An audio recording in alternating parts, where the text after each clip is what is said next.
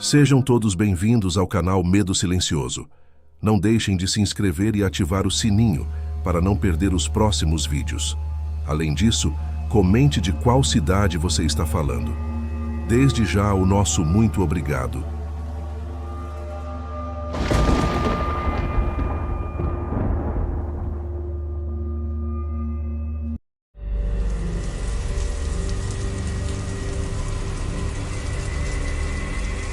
Saudações a todos do canal. Antes de iniciarmos este incrível relato, quero agradecer ao Alexandre Guzmão, de 33 anos, por permitir que seu acontecimento seja compartilhado aqui. Agora, sem mais delongas, vamos direto ao que interessa. Esse relato me foi contado pela minha avó quando eu ainda era criança. Foi a primeira vez que ouvi falar de um lobisomem, e eu devia ter cerca de 8 anos na época. Tudo aconteceu quando meus avós viviam em Rinópolis, uma pequena cidade no interior de São Paulo. Eles eram donos de uma fazenda localizada no bairro da Cascata. Hoje, com o crescimento da cidade, o bairro ainda existe, mas a fazenda e o antigo cafezal já não estão mais lá, transformados em áreas residenciais. Minha avó sempre gostava de relembrar os dias de trabalho duro no cafezal. Assim que chegaram à cidade, ela e meu avô arrumaram emprego na colheita de café. Como parte do trabalho, precisaram se mudar para uma casa dentro da propriedade, o que facilitava o trabalho, já que começavam logo ao amanhecer, por volta das 5h30, e iam até o fim da tarde, às 17h.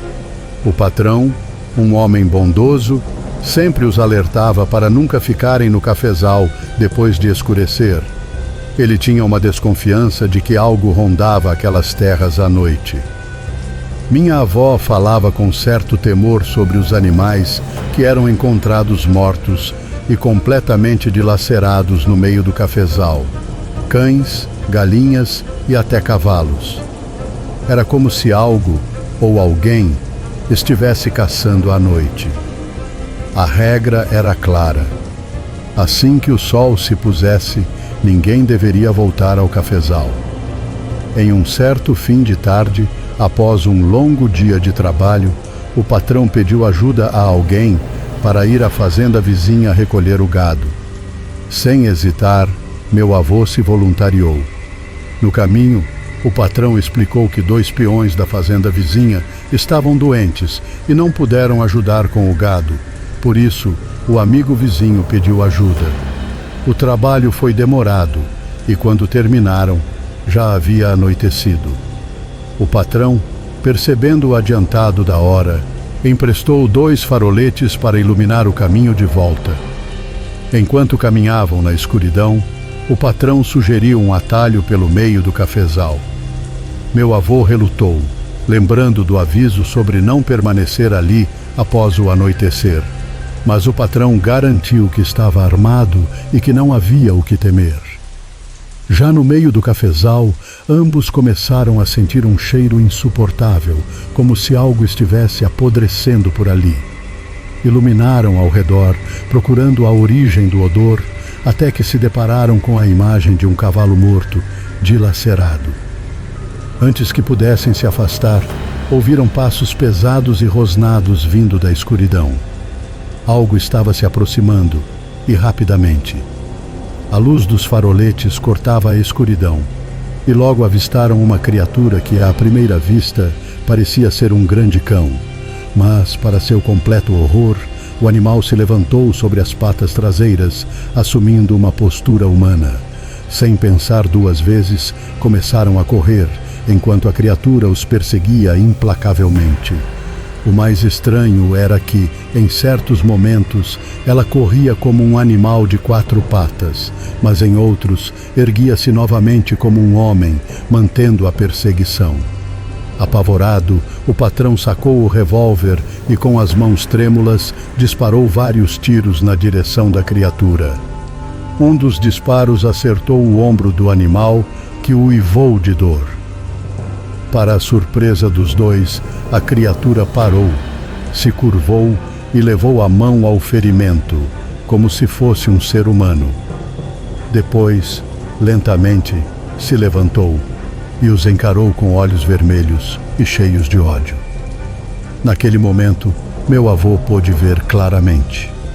O animal tinha mais de 2 metros de altura, um focinho alongado e orelhas pontiagudas. Apesar do ferimento, ele deu alguns passos na direção deles, mas logo parou. Virou de costas e desapareceu correndo no meio do cafezal. Seus uivos ecoaram à distância, até que finalmente o silêncio voltou. Quando chegaram em casa, minha avó e a esposa do patrão os receberam aflitas, perguntando onde estiveram até tão tarde. Após contarem o que aconteceu, a esposa do patrão disse: "Vocês correram um grande risco. Aquilo que os perseguiu era o lobisomem que já há algum tempo ronda essas terras. Desde então, segundo minha avó, o lobisomem nunca mais foi visto na região. E essa história ficou marcada para sempre nas memórias da nossa família." Me chamo Gilberto Souza e contarei um relato que ocorreu há algum tempo em minha cidade. Quando eu tinha 12 anos, morava em uma cidadezinha esquecida no sertão nordestino, onde a poeira parecia flutuar eternamente no ar e as tardes se arrastavam debaixo do sol inclemente.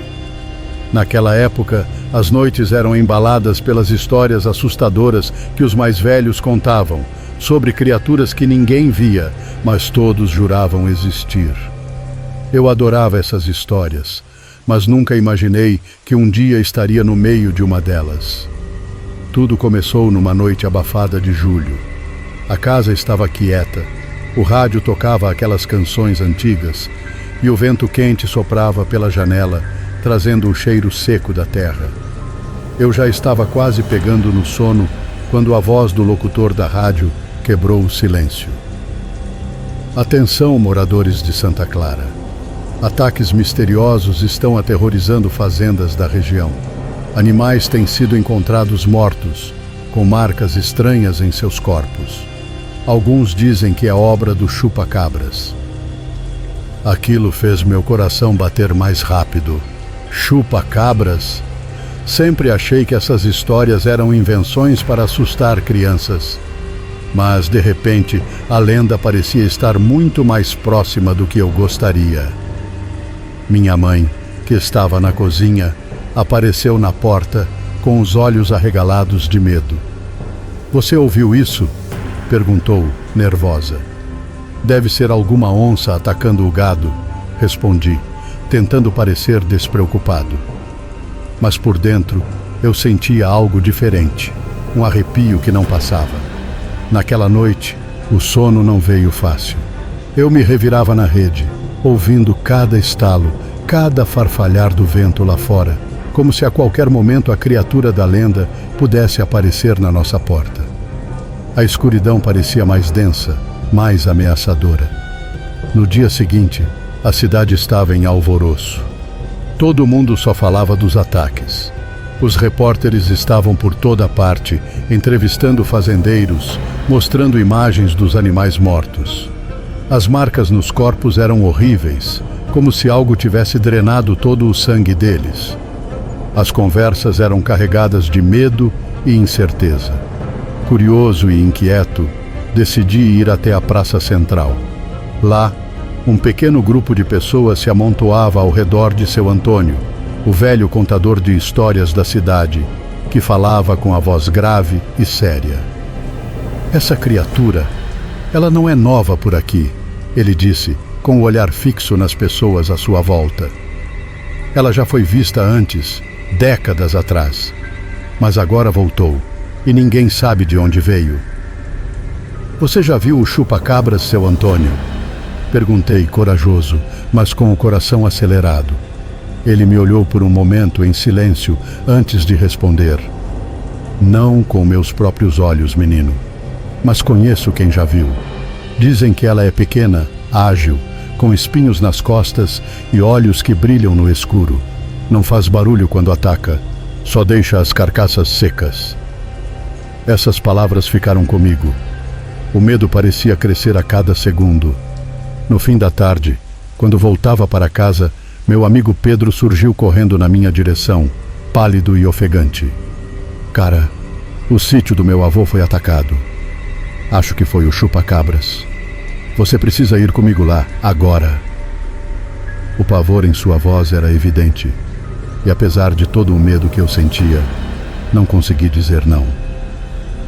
Fomos juntos até o sítio, numa caminhonete velha que balançava a cada buraco da estrada de terra. Chegamos lá quando o sol já estava quase se pondo, pintando o céu de um vermelho ameaçador. O avô de Pedro estava sentado na varanda, olhando para o horizonte com um olhar vazio.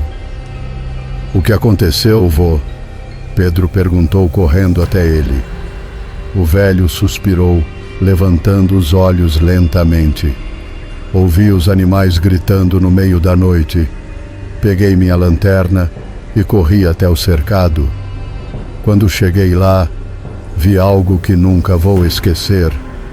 Era uma coisa pequena, parecia um bicho, mas não era. Saltou a cerca como se fosse nada, e seus olhos brilhavam no escuro como os de um demônio. Fiquei parado, sem reação.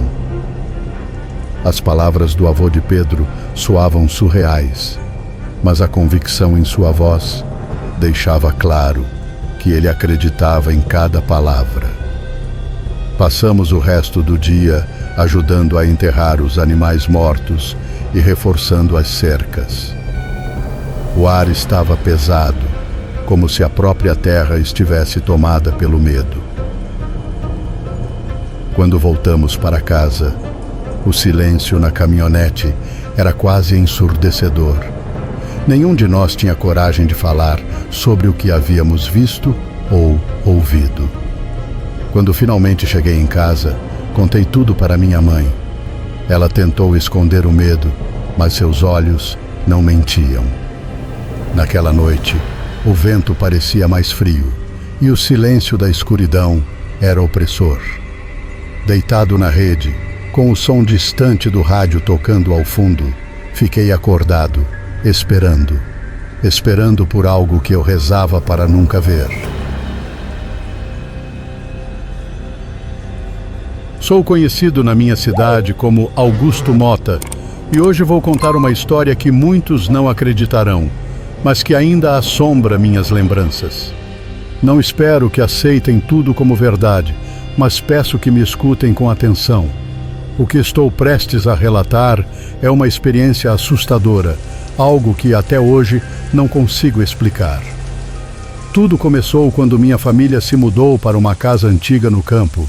Sabíamos que o lugar tinha um passado sombrio, mas não imaginávamos o que realmente nos aguardava. Nas primeiras noites, ruídos estranhos começaram a ecoar pela casa. Passos arrastados no corredor e sussurros que pareciam vir das paredes. Era como se a casa tivesse vida própria, guardando segredos sombrios. Tentamos ignorar os eventos, convencendo-nos de que era nossa imaginação, o medo de estar em um lugar novo. Mas as coisas foram ficando mais intensas. Objetos se moviam sozinhos, portas rangiam sem vento algum, e sombras pareciam dançar pelos cantos dos cômodos. Havia algo sinistro, uma presença que se fortalecia a cada dia. Começamos a acreditar que a casa abrigava fantasmas, almas presas a eventos traumáticos do passado. Mas no fundo, sabíamos que o que nos cercava era pior, algo malevolente que se alimentava da nossa presença. Uma noite, enquanto estávamos na sala assistindo a um filme, uma voz infantil ecoou do nada. Um arrepio subiu pela minha espinha quando ouvimos, claramente, uma canção de ninar sendo cantada por uma criança. Olhamos uns para os outros, sem saber o que pensar, pois o som parecia vir de todos os lugares ao mesmo tempo. Meu pai, pálido e visivelmente perturbado, decidiu investigar. Com uma lanterna em mãos, ele percorreu a casa toda, mas o som desapareceu assim que ele começou sua busca. Não havia sinal de criança ou qualquer explicação lógica. Nos dias que seguiram, a situação só piorou. Os sussurros começaram a invadir nossos quartos à noite, tornando o sono impossível. Eu via vultos passando pelos cantos da casa, sempre no limite da minha visão, e a sensação de estar sendo observado era insuportável. Minha mãe foi a que mais sofreu. Todas as noites, ela acordava gritando, dizendo que havia uma figura sombria ao pé da cama, observando-a. Aos poucos, ela começou a perder o sono e, eventualmente, sua sanidade. Seu estado de saúde piorava a cada dia, como se a energia daquela entidade estivesse sugando sua vitalidade. Cada novo dia trazia consigo mais manifestações sobrenaturais. Era como se a própria escuridão estivesse tomando conta de nossas vidas, enredando-nos em um manto de desespero. Desesperados, chamamos especialistas em fenômenos paranormais para nos ajudar. Eles chegaram com equipamentos de última geração, como câmeras de infravermelho e gravadores de áudio, na esperança de captar provas do que estávamos enfrentando. Na noite da investigação, a casa parecia mais pesada, o ar opressivo. O que eles gravaram foi aterrador. Sussurros baixos, vozes que diziam coisas indistinguíveis e sons inexplicáveis de passos. As câmeras capturaram formas distorcidas se movendo pelos corredores, silhuetas impossíveis de se explicar. Aquela confirmação de que algo sobrenatural estava em nossa casa só aumentou o medo que já nos consumia. Conforme o tempo passava, a presença sombria ficava mais forte. Minha mãe, já debilitada, mal conseguia se levantar da cama. Era evidente que o mal se alimentava de sua fraqueza e do nosso medo. Buscamos ajuda espiritual. Trouxemos benzedeiros para realizar rituais de limpeza e proteção, rezamos em cada canto da casa. Mas nada parecia surtir efeito. A escuridão permanecia e o terror continuava a nos consumir. Em um último ato de desespero, decidimos investigar a história da casa. Foi então que descobrimos o que parecia ser a raiz de tudo. Décadas antes, uma tragédia horrível havia ocorrido ali. Um pai, em um surto de loucura, assassinou sua esposa e filhos, antes de tirar a própria vida. A conexão entre essa história e o que vivíamos era clara. A casa estava impregnada com a energia daquela tragédia, e nós éramos as novas vítimas dessa maldição. O que nos assombrava era o eco sombrio desse evento violento, uma entidade malévola que se alimentava do medo que permeava cada um de nós. Naquele momento, sabíamos que não havia mais escapatória. A presença maligna havia tomado conta de nossas vidas, e nossa única saída era deixar aquele lugar. Mas mesmo agora, longe daquela casa, as lembranças me perseguem.